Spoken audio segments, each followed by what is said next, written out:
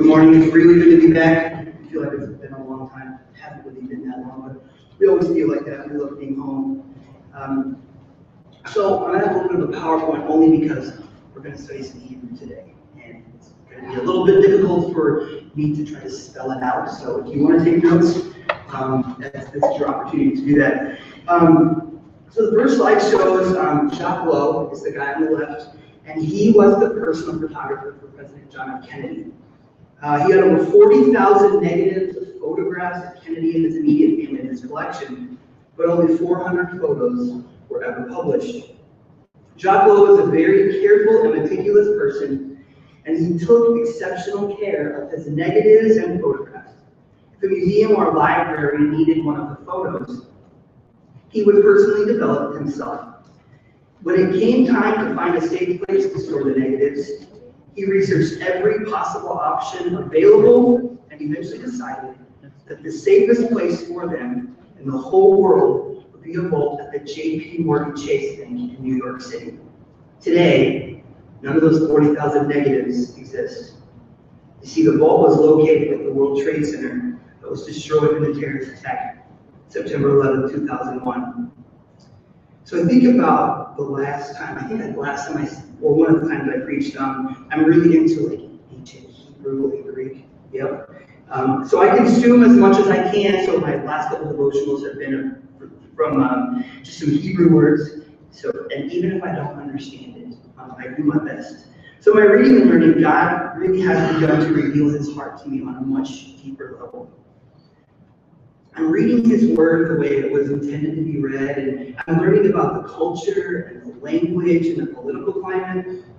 All of this has led me to a much greater understanding of who God is to his people, who God is to in the world, and why obedience is so crucial. As we go through some of the scripture today, I want to reveal to you some of the things that I've learned in hopes that it blesses you. So I pray that God reveals more of himself and his heart to you today. Let's pray. Heavenly Father, we just thank you for the opportunity to be here. We thank you for your word and that it speaks truth. We thank you that we get to explore your word on deeper levels, and that you give us the opportunity to do that. Speak to our hearts today. Reveal more of yourself to us. Amen. So the story that I shared of Jacques Lowe is in response to the key verse. So and even though we're in Psalms 9, verses 1 through 10, our key verse is going to be verse number 9. It says, "The Lord is a refuge for the oppressed and a stronghold in times of trouble." Mr. Lowe believed that he had the best, most safest place for his photographs in the entire world. But when destruction came, he learned it wasn't so safe. So like some of us, he's relied on man-made things for protection. King David knew better than that. See, David, the author of this portion of scripture, was appointed the new king. He was a king that had been handpicked by God to restore his people back to greatness. God had taken a house-to-house survey of the whole kingdom in search of someone special, and as a result, he found that David loved him with a purer heart than anyone else in Israel. At this time, he was anointed with oil as the heir to God's chosen land. And so this particular psalm came at a time of great heartache for David. So as we look at, and what Bill read for us right under, at least in my Bible, the subtext, the subheading of Psalm 9 says, "To the tune of the death of a son." So if we know anything about the Bible, it was probably immediately after Absalom had died, his son that had been rising up to build a kingdom against him and was pursuing him and trying to kill him so that he could be the king. So this is the time that David was writing this. So whatever it was that was causing him pain, see, David retreated to a quiet spot to be alone with God. When something bad or upsetting was happening in David's life, he ran to God. David was soon to be the king. He could have gone almost anywhere and done almost anything to get his mind off his troubles. And in our world, there are so many places to run and escape. And I know that often I found myself running to a lot of things. I ran to drugs and alcohol, and I ran to other broken people who were running away from things as well. But you see, David didn't do that. He ran to the source of life, the healer of broken hearts, and the lover of his soul. He ran to his Heavenly Father. As we listen and learn today, I want you to think about where you run to. When things get hard or frustrating or even hopeless, where's the first place you retreat to? Where do you hide? So as we look at let's look at our main verse in a deeper way. We'll kind of move around a little bit, but we're really going to focus on this verse. So verse 9 says, "The Lord also will be a stronghold for the oppressed, a stronghold in times of trouble." The New Living Translation says it this way: "The Lord is a shelter for the oppressed, a refuge in times of trouble." So David is saying that the Lord is a refuge for the oppressed and a refuge in times of trouble. And when he says this, he's referring to a place of ultimate safety. The Hebrew word translated refuge is sagad, which is the next one. Yeah, right there. And it means to be high or to be in a high place. And then those are some other verses in the Bible that we also find this same. We also find this same image of being a refuge, being in a high place. And the eternal God is a dwelling place, and underneath are the everlasting arms. And we find that in Deuteronomy 33:27. So this picture is of a refuge in the heavens or outer space, somewhere that's inaccessible to us right now. And I love the picture that this verse paints.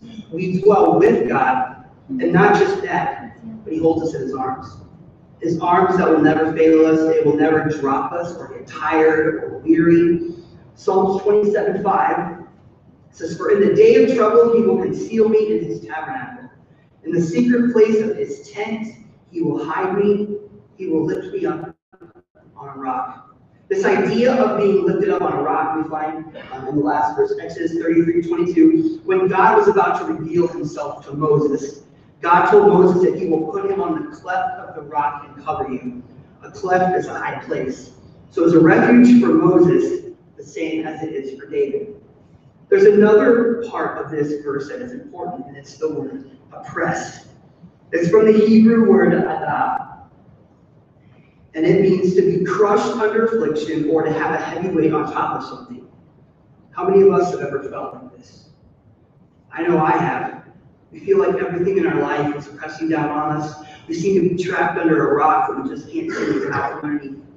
When we feel crushed, we can never be mended. So where do you run when this happens? Another part of this verse is the word trouble. Trouble is the word sarar there, which means to be bound up. We can also look at this word trouble in a different context. See, so if you study Hebrew or Greek, there's multiple meanings in one word. It's really dependent on the context that it's in. So when we look at this context, in Psalm 27:5, trouble can also be related as the next word, which is ra'ah. And this translation suggests a time of real trouble. David knew rejection. He knew what it was like to have his best friend stabbed him in the back. David was broken. His relationship with Jonathan tore him up inside. During this time, God hid David in his sukkah, or his pavilion, which is the next one. The word hide in Hebrew is sitar, which is right underneath that. This type of hiding is one that someone else provides for you. It is a hiding in a time when you are wounded or oppressed, or someone makes sure you are protected and helps take care of your wounds. It is a hiding where you are totally dependent on that other person for your safety. Psalms 27:5 also says that God will hide us in his tabernacle. The word hide in this instance is translated as saphan. It's right there. The word in the Hebrew text means treasure. So saphan does not mean to hide, but it refers to a hiding of a treasure or a precious gem. God not only protects us in his hiding place, but he treasures us as we rest in his tabernacle. See, we are God's precious gems. He knows that life will get tough. He knows that we will be beaten. When you start putting this verse together, it not only gives us a picture of God surrounding us and protecting us, but also him lifting us up and carrying us away from all the troubles and stresses that we have bound up. And where do you run when life beats you down? How many of us in here have ever been on a plane? I have, okay. How many of us have ever been on the plane in the middle of a storm? Okay, so I remember flying home Christmas one year to Kansas City when we were here. And even though the flight's not long, it can take, I think, even a longer flight, like an hour and a half maybe. But I remember going through some pretty heavy turbulence. So you're jerking back and forth and you're jumping, bumping up and down. Although I've never been scared of flying, I was a late teenager at this time, that was a little scary. The pilot said that we were going to ascend just a little bit to get above the clouds. I remember when he did this, how much calmer the flight was. I always sat by the window and I remember looking down and seeing the lightning below me. And even though this storm was scary in the moment, I was lifted into peace and calm. I think this is a lot like what David is talking about in this verse. He's saying it's not a situation we are going through a storm or being protected in it. God is taking us to a new height where the storm can't reach us. See, David, the shepherd, probably spent a lot of nights out in the pasture, looking up to the sky. He probably spent many hours looking at the stars and the planets. He knew that up high was the safest place anybody could be. No one could touch you. If you were way up there, like David, you will sometimes face problems that have the potential to crush us. It will bring about fear, worry, and dismay. When this happens, where do you run? Where do you hide? Isaiah 25:4 says this: "For you have been a defense for the helpless, a defense for the needy in his distress, a refuge from the storm, a shade from the heat." So I've shared a little bit about this story, but we're going to go a little more in depth. So when Kristen and I first got married, it was really, really tough. We both had a lot of baggage and we carried a lot of weight with us. We both felt helpless and in distress. And this went on for quite a while, about 5 years. We tried to move past it on our own. We blamed our actions on our past. We often thought this was the way that our marriage was just going to be. Kristen escaped by burying herself in her work, and I tried to escape by continuing drinking and drugs. And we often slept in opposite rooms, avoiding each other as much as possible, all in hopes that everything would eventually just go away. We knew that reality existed, but we were both scared of what it would look like on the other side. We went to church hoping that the pastor would say something so profound that it would change us forever. We tried to seek out other couples who would hopefully come alongside of us and help us to heal. We were running from each other in hopes that it would bring us back together. It doesn't really make a lot of sense. It did to us at that time, but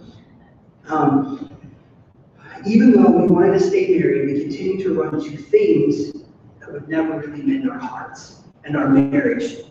I know some of you may have heard this story, and that's okay. So when Kristen and I were at the end of ourselves, we had done all we knew how to do and to try to fix things, I put a song on the radio that changed everything forever. So the Caleb time, when they want to do all those things and you want to donate to them because the song changed their life, one of those songs changed their marriage. So in that moment, now it's about 9 years ago, I was driving when it was really, really dark outside, and Kristen was in the seat, and Matt Riley was really smiling to me to hear yet. And Madeline was about 6. They're all asleep in the car, and in that moment, God told me where to run. You see, David had it all figured out, and I did not. So the song comes on the radio, and this is the line that says, "When they've done all they can to make it right again, it's not enough. Cry out to Jesus." So just like David did, and Elijah did, and Isaiah did, they knew where their God was. Their refuge was in the arms of Jesus. He would lift them to the highest place in his everlasting arms, and he would treasure them like precious gems and place them safely back down where there were when it was over. Where do you hide, and where do you find safety? Is it like Jacques Rouault? Do you find safety in worldly things? Do you find safety in money, or possessions, or relationships, or food, or friends? The list could go on and on and on, and it still wouldn't measure up to the safety in the Father's arms. See, I've asked the question many times in this sermon because I want you to continue to think about it. Where do you run? The only real protection or shelter for us, as David knew, is in the arms of Jesus. He lifts us up and away from the storms of life, where we can rest in him. From there, we can look down in peace from this place, even as the storms rage below. How do you respond when life gets hard? God desperately wants to carry you in his arms. In the midst of all your messiness, God is out there. This is a safe place, and this is a sanctuary, and we have altars, and we have other people, but God doesn't just meet us in here. He meets us everywhere. So when you're out there in the world, and your problems come, where do you run? You don't have to run here. This is a beautiful, wonderful place with community, and you can run here. But that doesn't mean that if something happens on Tuesday that you have to wait until Sunday to run to God. He's everywhere. Wherever you run, God is there, and he wants to carry you in his arms that never ever fail. But if you are here today and you haven't run to God in a while, maybe you need to run to God today. So this altar and this sanctuary is a place of refuge. So there's a song in our songbook that says this: all your anxiety and all your care, bring to the mercy seat, leave it there.